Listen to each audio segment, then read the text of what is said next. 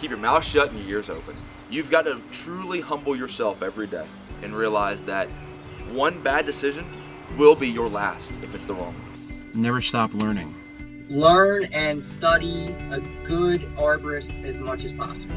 Watch them, watch how they work in a tree. You know, get their 2 cents, especially in business.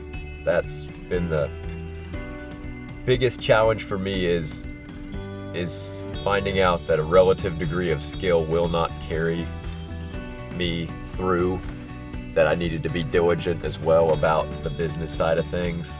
If you haven't already gone to some sort of trade show, competition, whatever, get out and just shake hands with people. You'd be amazing. You'd be amazed how welcoming everybody is and how much they want to be there to help you. It's pretty inspirational.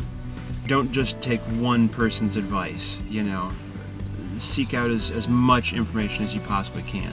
And also realize that it's not a single man sport. This is a team sport. It's a team occupation.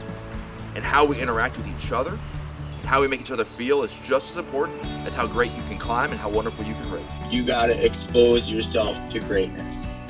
You don't settle. If you feel like you're gridlocked and you're not learning, move on and go find somewhere where you can learn and grow, So that's probably the best advice I can give. Soak it up like a sponge everywhere you can get it.